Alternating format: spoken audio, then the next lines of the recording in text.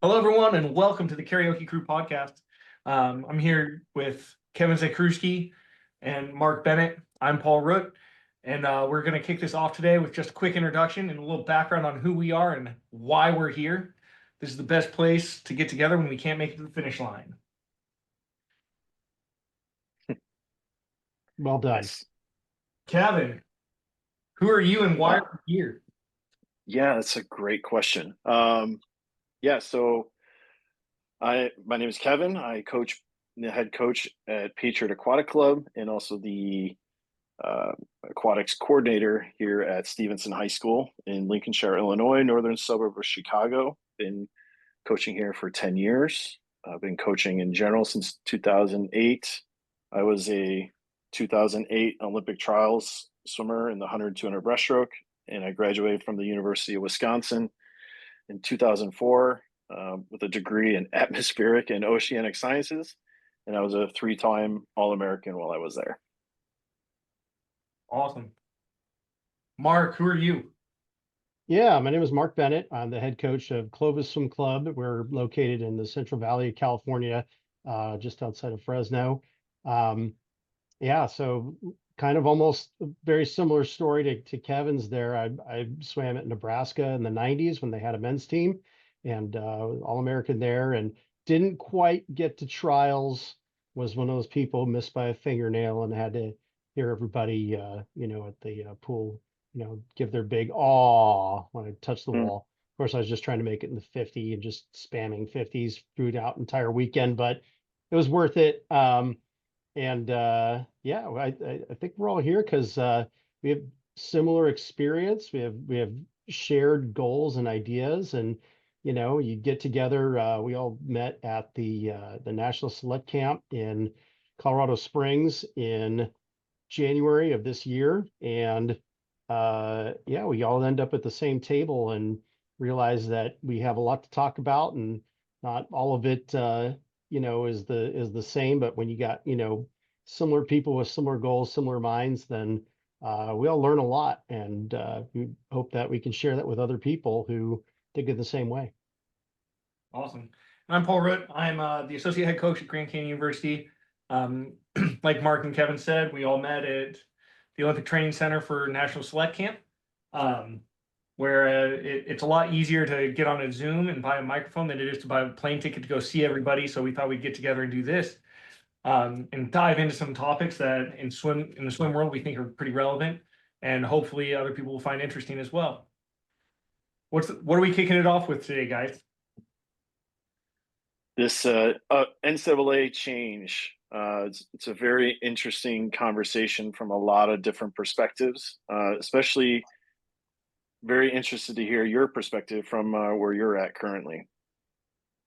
Yeah, obviously huge changes, no B finals, new event order, and the automatic qualifier system, right? Like when you guys first heard about it, what were your kind of initial thoughts? I kind of did the old school person and realized my age there and just looked at it and automatically went, I don't like it. It's different, changes everything.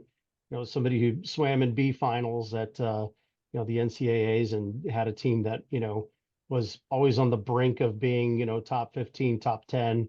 We probably would have liked to be there with the noise and the fanfare of being in front of the bigger crowd, not just it at the pool, but also audiences at home. But of course, that's the knee jerk there is to go automatically into the generation gap and just go, yeah, no, this is bad for swimming, bad for the sport.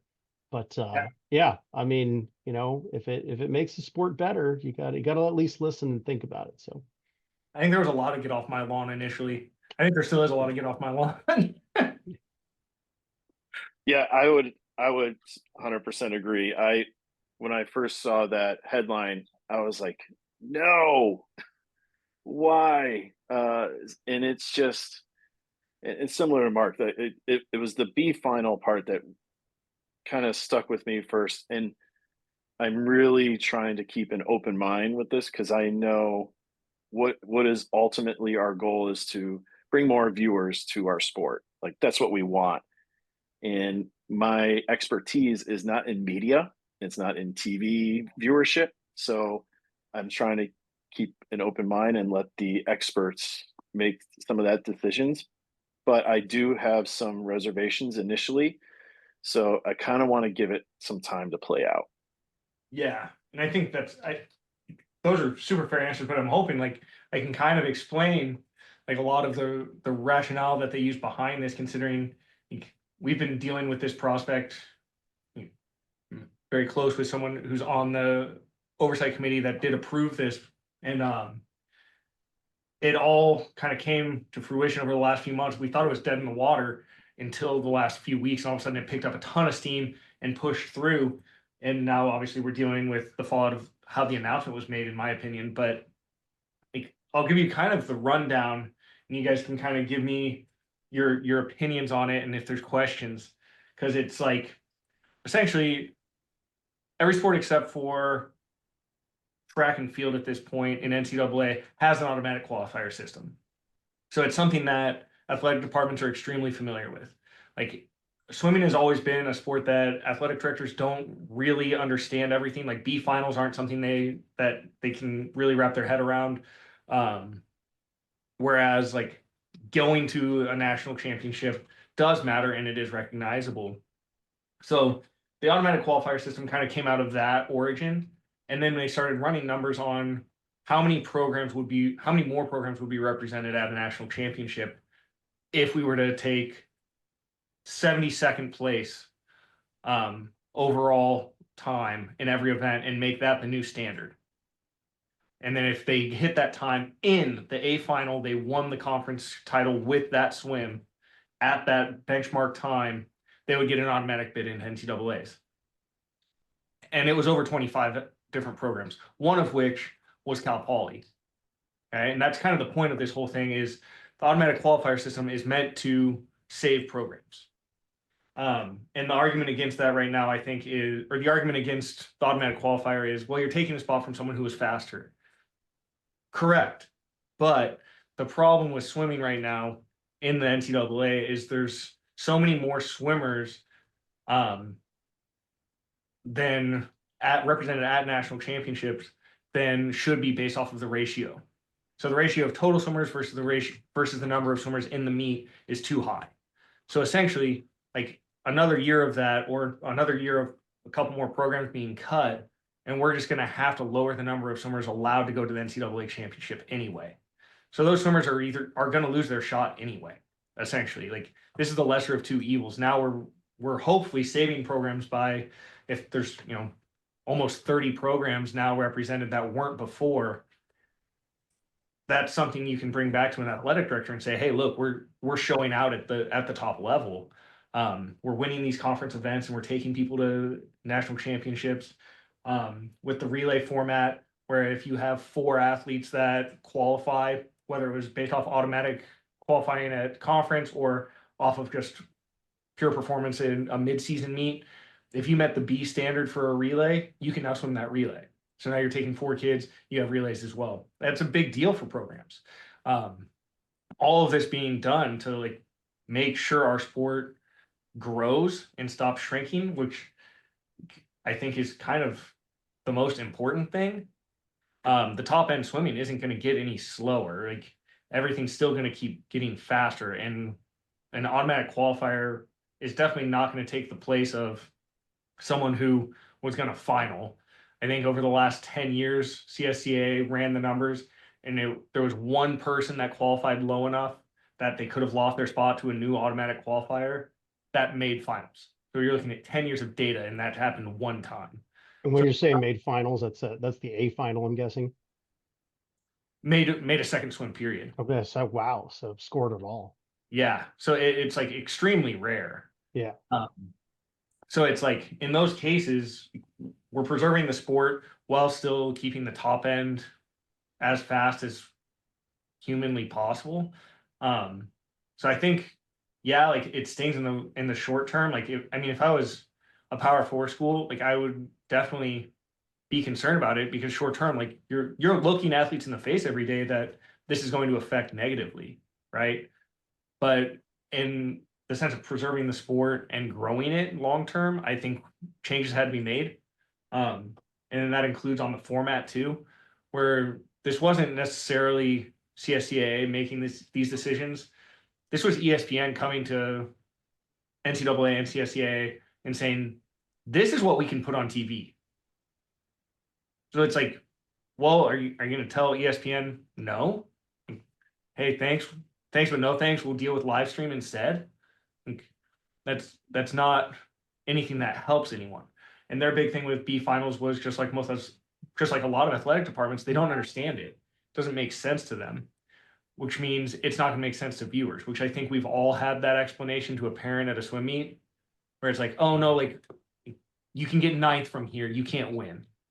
Like, well, what's the point then? Well, because you get ninth and that time counts. So it's like I understand the taking away an opportunity from a swimmer, but we're also aligning it to all other sports where it's like, well, you made the finals where you didn't. Now there's not a console final essentially. It'll still be scored, which like frankly at NCAA is what matters. The second swim like is great, but the point scores are really the make or break in my mind. For sure. I think I'm going to argue one of the points there, and I know that you don't stand on one side of the fence or the other as of yet anyway. Yeah. You probably have a party line that you have to defend at some point, with, who you're working with and everything. But, you just, mentioned, the not taking away anything there. And it's like, I think what ESPN is going off of is, data that doesn't yet exist. They can compare to other sports, maybe they can compare to, other Olympic sports that they show. That's not necessarily NCAA. They can, look at the demographic of who watches the Olympics every 4 years, or even who watches, let's say World Championships or something like that on Peacock or whatever. But I think, the hard thing is just going with what they already know. I mean, who would you guys say is the base that watches NCAAs on ESPN right now? Like who watches it now? Swimmers. Yeah, the people who swim, they're people who swam. They are maybe parents of people who swim or swam.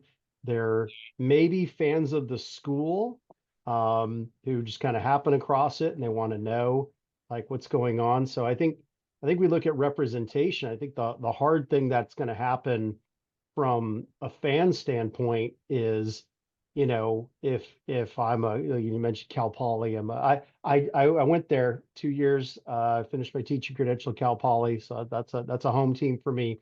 Let's say I find out, there's 3 athletes from Cal Poly competing in NCAAs.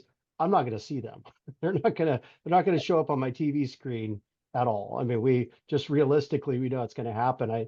I feel like the Power Four does have a lot to gain from this, not much to lose, because they're going to be the ones in front of the TV screen, almost completely, dominating it. I mean, I don't know what the percentages are other than maybe some of the breaststroke events, but individually, there's not a lot of schools and individuals outside of that Power Four that are going to show up on the TV screen. So, I would say the fan base of people looking to see if, a swimmer from Towson or a swimmer from, Florida International is going to show up on their TV screen, they're going to be pretty disappointed because that's not going to happen. I think there was a better chance that was going to happen before, but I think some people who might have watched it just as a fan of a school that was going to show up on the screen, they might be disappointed to find out that they're not. It's just not going to happen, realistically. And I think, another thing that's might cause, maybe it's an unintended consequence, or maybe, the evil Power Four, are out there lurking to make this work for them, is, kind of turns into kind of Power Four or nothing for a lot of student athletes that are looking at schools, because those are the ones that they see in front of them on TV with this broader, base and hyped up ESPN telecast. And, I think there's going to be people who go, well, I want to go swim at a power four or, nothing. I'd rather, be at the bottom of a power four than be at the top of a mid-major. Being on TV at the show might be more important to them than going to the show. I don't know. I like the idea that the show is becoming important, because going to the show, it didn't seem like it was, I don't know, as big a deal. Kevin, you can correct me if I'm wrong. Maybe I'm too far past it, but if you didn't make it, you were like, all right, well, that's the way it goes. But extending your season, another couple weeks, it's good, but it definitely wasn't, I don't think the be all end all to our sport either. So yeah. Yeah, I mean, the way I try to educate any of my athletes is I try to tell them that the NCAA meet is the greatest short course meet in the world. It like, because it's just so many of our fastest athletes and so many of our foreign fastest athletes are here all competing with a team instead of individuals for a country. It is incredibly exciting. I do feel like it's gotten a little watered down because it's always the same 5, 6, 7 teams. Um, and and Mark, I understand your point about the viewers are mainly going to be seeing uh, certain universities in that A final. I think back to when the Texas men had 5 guys in the A final in the 100 fly. Yeah. It's just like I think it was there's 6. gonna. I think it was 6. It was there. You go. Even worse. Even And worse. and that's going to happen, right? Because some teams just get loaded up in one event, and I understand that point. Paul, you mentioned the College Swim Coaches Association, and so they weren't involved at all in this. No, Were they? they made this proposal. Okay, Yeah, that there was we their go. proposal. But also, Mark, prelims is still going to air the same way it did in previous years. It will just Oh, be that's good. yeah, so like that's not changing.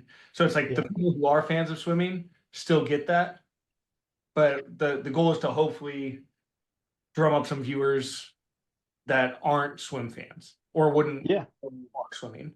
That's good though. Yeah, I mean, I see that as a plus, just because, the Cal Poly swimmer's grandma, she's not gonna, fly to Minneapolis, probably wants to see grandson, or granddaughter on TV there. That's a good Yeah, thing. It's a good thing. Oh, for sure. And I think like you, yeah, I think like, you might have some like 8 or 9 year olds that watch the streamlined version of it on ESPN for finals, and they're like, oh yeah, like these Power Four schools, this is where I want to go. But the swim fans who watch in prelims are going to understand like these smaller conferences. If they have someone, so like say you have 2 girls that both go 21.99, okay, one wins her conference meet, and the other gets fourth at I don't know at SECs. The non-power four conference winner, she's going to get to go to NCAAs. So it's like it's actually increasing the conference representation. So that's where I was saying I believe the number is 28 schools. I kept saying between 25 and 30. I think it's 28 would have been represented last year, and I expect that number to actually grow. Just because I think kids are going to look at it as another opportunity to where, like, if you're the 5th best sprinter at some of these top schools, you're not making it on a relay, and your only shot is to get in as a non-conference winning qualifier at some of these power fours, where you could now go be a powerhouse and be on relays at another mid-major school. And now you're going to NCAAs individually because you're going to win your conference meet, which is going to make all teams in that conference better because now they're going to have to recruit to that standard. So it actually spreads the wealth more, in my opinion. So it's like, Yeah, and I didn't think about that, because now, kind of with the, quote unquote free market transfer, that's going on, I think the immediate fear is that everybody who's any good is just going to level up. They're gonna leave the GCUs and CBUs and all those places, and gonna pile up at the top of the Power Four conference teams and just show out there because that's the quickest way to the top, really, and you only got so many years to do it. But that's a good point. I mean, I think those people are developing, have a better chance of making the meet, if they really care about it and really want that, instead of being the fifth, sixth person on the roster. I feel like the way that it is now, people get really comfortable with being that fifth or sixth person, and not necessarily being patient, but at the same time, they're not worried about trying to dive into a mid-major unless they're just not getting enough attention from coaches, or don't even have a chance to make those relays. So that's a good point. Yeah. And also think about how NIL impacts all this too, right? Because and roster limits. You look at the SEC with was it 22 or whatever the number is? It's you take that 23rd or possible 24th kid, and now he's going to college B, college C. That's not a Power 5 school. Maybe that helps spread the wealth too. Well, and now they're like, you're going to see these people who maybe would have, like, I think everyone has, or most people have read Outliers by Malcolm Gladwell, and it's like, it's all about like the attention from the coach. Is the entire philosophy of that book essentially, and it goes towards the older athletes, but in this case, it's going towards the top athletes, right? So if you're 23rd, 24th on a roster at Alabama, like you're gonna, I'm not calling anyone out here, but like just in general, you're probably getting less attention than your top 3 or 4 swimmers. Whereas if you're now the top 3 or 4 swimmers at another team, maybe that allows you to progress further, and now you're going to win your conference and you're going to get to go to NCAAs because of it. So and it's nothing against the college experience. Like you could have a great college experience being the back end of a roster or the front end of a roster, but athletically, I think we're going to see higher performance because of the fact that you're going to see kids making the decision, like, I want to make an NCAA team, and I can go here, and these coaches are quality, and I'm going to have a really good shot. And it's and that's a good point to kind of dispel the Power Four bust that I was talking about before. Is there are some really great coaches, Paul, at the mid-major level that aren't in the Power Four, and there's a lot of talented people that don't give it a sniff because they don't see that on their TV. So yeah, that's helpful. It's a good idea. Yeah, I think the delivery is important on this, because it's just like there's so many opportunities out there for these kids, and thinking outside the Power Four is something that I think you guys as coaches and recruiters have been trying to fight for the last 25 years. And I think like this gives a very good reason for like, hey, like look at it this way. You can go and make an NCAA team if you can go and win a conference. However, those conferences are getting tougher every year because of that. So it's like the top end is just going to improve everywhere. It's not going to water anything down, I don't think. And Kevin brought up a good point too about NIL, because something that we're talking about is TV ratings, but really with swimming and NIL, everything happens in social media. And I know it's mostly swimmers and fans of the school that are just looking at that stuff, but I mean, followers are followers, and probably a lot easier to gain followers when you're going to the NCAA meet than it is if you're the conference champion of the Mid-America Conference, of the MAC. And, people go, okay, well, that's nice, but you're at the NCAA and you are, there at the show, and you got all the swag, and, you're doing, live streaming of, yourself getting ready to swim. Yeah, you're going to attract a lot more interest that way. So yeah, not just the TV ratings, but also pulling in people through social media as well, to the school and to those athletes that are qualifying. Right. So it's the schools that are now supporting you too, because now they're going to want to broadcast you because you're doing so well for them. So it's just another step towards in that direction of NIL, where I think it is going to be more and more important for swimming. I don't know if you could answer this at all, but I also wonder if there was any part of the discussion when it came to relays, and I know I'm just specifically on relays, because I actually was a big fan of the whole prelim final format of relays, and I know that's not really an option right now. But the one thing I do like what they do at like junior nationals is all the relays are at the end, Mhm. and they have like the B final, then A final, and then the rest. And I feel like that's one part that I definitely don't like in this proposal, where all the other relays in the warning, like to me, is that fair or not? Like I think you could have a reasonable debate about that. It it would have been nice to have all the relays at night, just have the first heat be the fastest heat, and then you cut off the broadcast. I don't know how those discussions went in regard to that. I know there was probably, well, I know there were discussions about how to format relays and not doing them prelim final. Um, but also I think some of it does come back to rest for the top athletes was like a pretty chief concern, where like that was what ended up kind of being the end of the B final, right? Is the the Yeah. logistics of getting them back and forth.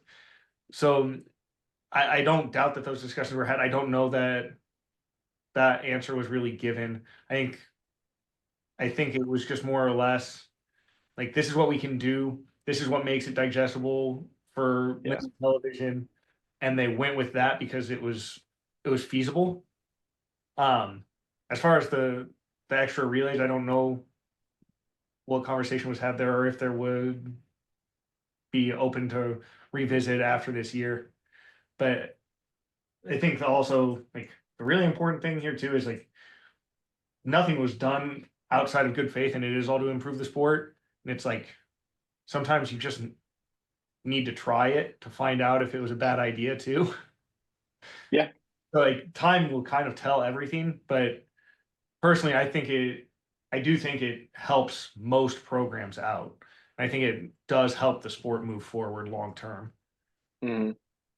It is, and I think you brought up a good point, like that last point. And I was fortunate to have a conversation with a college coach on deck who was visiting an athlete of mine, who's a part of the College Swim Coaches Association. He didn't tell me about this, but now that I think back, there was kind of hinting towards it. And he said basically just that. He's like, if we don't try to change something, then we don't know what works. In like it could be a total disaster and be like, well, I guess we just go back. Um, Yeah. so so now like I honestly feel like us talking about this has kind of swayed me to be a lot more optimistic. Yeah. So this is good. This is very Yeah. therapeutic. It is kind of funny though, because it's like, where we think of like the sanctity of the sport, we're in our little box here, and so many people that we know swim or swam or have experience with this. And, we look at it and just go, why? Why are we doing this? And I mean, from ESPN's outlook and, the outlook of, the great majority of, sports viewership, they're like, why not? It's just freaking college swimming. Like, what's the big deal? We're like, oh, it's the most important thing. You can't mess with college swimming. We're like, why not? Why can't you mess with college swimming? Like, it Mhm. just nobody's really watching it. It's like, no, I'm watching it. Come on. And my swimmers are watching it, and 25 other people I know are watching it. Come on. Yeah, but again, I don't know if that's the target audience or not. Paul, do you know if there was any data attached to putting this together at all, or was it more just kind of like keeping the schools happy with, just trying to put together a more palatable format and just finding that blend, or do you know if they did focus groups or anything, or did some data harvesting or anything? The amount of data that went into these decisions was crazy. I mean, so it's like for the time standards, we'll start there. It's like they kind of went through everything and found the old standard kind of went away, and they kind of met in the middle ground to create the new time standard, right? Which ended up being a moving average across 3 years of 72nd place of in every event, which was like, I think 120th was the B Cup before, and I'm sure someone will correct me on that. But they made the B Cup faster essentially, and made that like the only cup that matters, which makes you eligible for the meet when you get it. So it's now like what once again, that was another thing where athletic directors, anyone who doesn't understand NCAA swimming or didn't before this last year, trying to explain what a B cut is crazy. Yeah, I was even thinking when you said it, I'm like, we shouldn't even call it a B cut anymore. Yeah, it's nonsense. Now you can look at it and be like, well, they qualified, but there were enough people faster that they didn't get in, right? So now that sentence makes way more sense than, well, they got a B cut. What is a B cut? Like that means nothing. So now it's a much more palatable format to everyone involved in athletics, where they can look at it across the board and understand what they're looking at too. It is, it's sad, like when we're getting into being our old heads, right? And like, well, this is how it was. Like, okay, like, and it was great. It's been awesome forever, but now hopefully we can make it awesome for more people. Right. And I also think about the primary data they have is the Olympics, right? Like the only heats that they for sure show are the A finals. There's times they don't show both semifinals, only if there's someone of significance in each one. So that's their, if anything, that's their primary data. Yeah, it's hard to explain to someone. Like, you got my neighbor, loves swimming in the Olympics, right? So I'll go over to his house and we'll be watching, and he'll be like, "Wait, did they win?" I was like, "Well, no, that's the first of the two semifinals. So now, like, the other heat's gonna go, and then they'll take the top 8 from those 2 heats, and those they'll compete to win." And I was like, "Oh, why?" It's like, well, because that's how we do it. It's funny you bring that up. I remember years ago, I remember having a conversation with someone in the first semi. An American got third. I forgot who it was. And then after the second semi, they finished 9th. And they're like, wait, didn't they win bronze? I'm like, actually, no, they got nothing. So it's, that's very true. That's funny. All right. Well, I'm gonna put something on the floor here to counter the what was put out there. So, what's the most exciting part of the NCAA basketball tournament? What makes the first round so exciting? The upsets. The upsets, right? So, what I was thinking, if we're really going to go outside the box, is give the opportunity for upsets. There needs to be a play-in for the NCAA meet. And yeah, you could probably take out, those people who are already seeded. Let's say top 20. You got a top 20 time. Make the A cut mean something. Maybe you don't go into the play-in there. And now we got regional meets, we got zone meets, we got, a supra conference meet or something like that. And you have the opportunity for the upsets. You got your fifth swimmer from UVA, racing the, champion of the WAC, something like that. And, they're basically a series of swim offs. Maybe this happens the week of the NCAA. Maybe it happens, 2-3 days before. Maybe that's a lot of swimming. I don't know. Maybe people aren't going to watch this, but I was thinking about it. I'm like, how do we get any of that hype and get those underrepresented teams out in front of the camera and make it interesting there? Aside from maybe, Kyle Sockwell-ish, put jeans on them and have them do a 50 to see who makes the meet. But what do you do to make those meets more exciting? And maybe just the free market will make it more exciting, knowing that if you win your conference, you're in. I don't know, maybe people are going to watch, a Big West Conference championship to see who gets in the, 50 free versus, worrying about who got 6th at Big Tens. I don't know, maybe. I think that is kind of the plan, but they're also, this is going to come out in a couple years, maybe next year. There will be a dual meet championship. Like, there will be a team championship like that. We're working on it slowly. Like, I mean, that's coming. And I think that's like about as hyped as it can possibly get. Yeah, Mark, you're like talking about like almost like the diving format where all the divers have to qualify for zones, and then from there you qualify for NCAAs.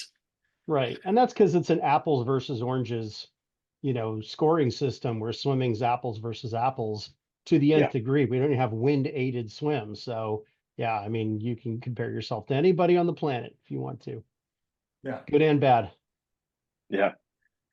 The one thing I do wish, and I don't know how much this has really been discussed behind the scenes, is you look at track is a perfect example. They have a indoor season and an outdoor season.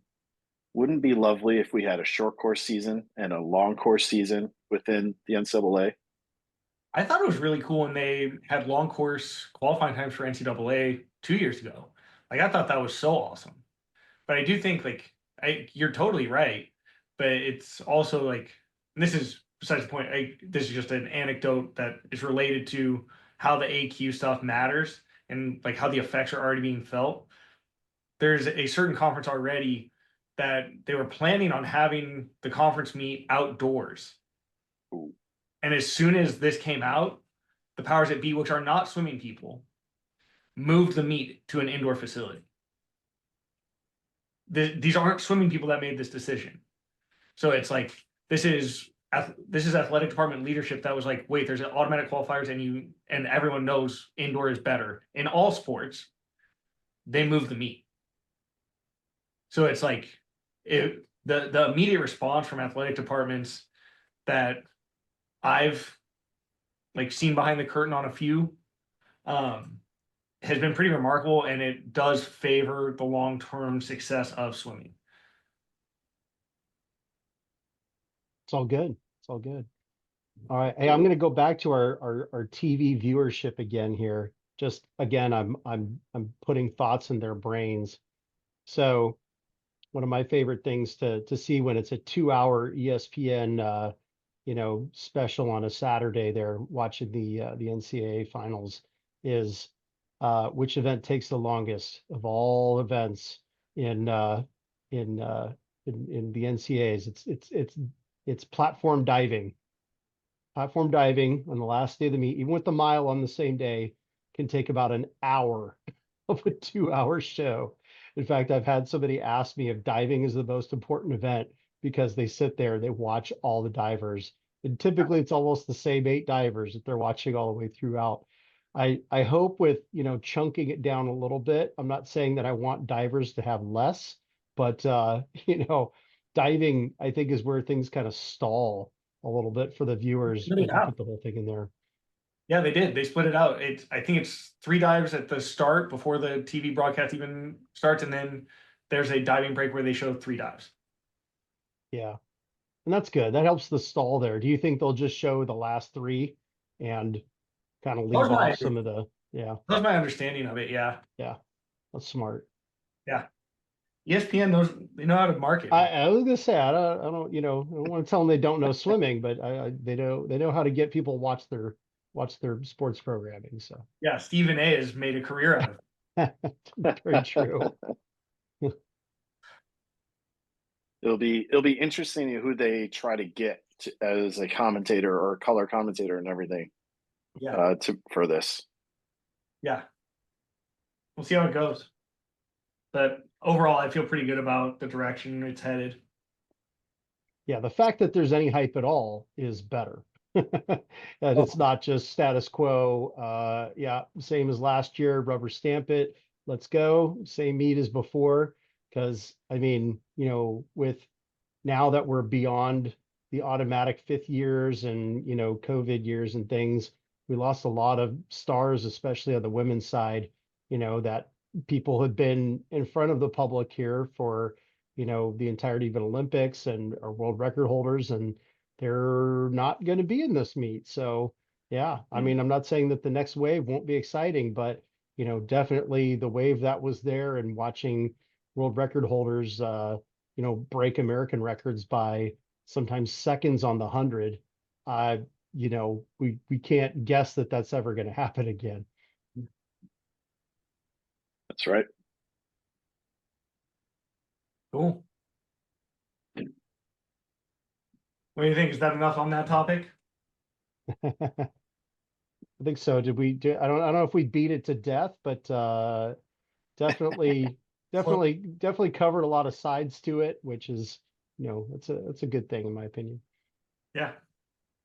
Yeah, and I think just between the three of us, if we're able to talk it out to a point where we start being more favorable with it, like hopefully others just having the conversation would help.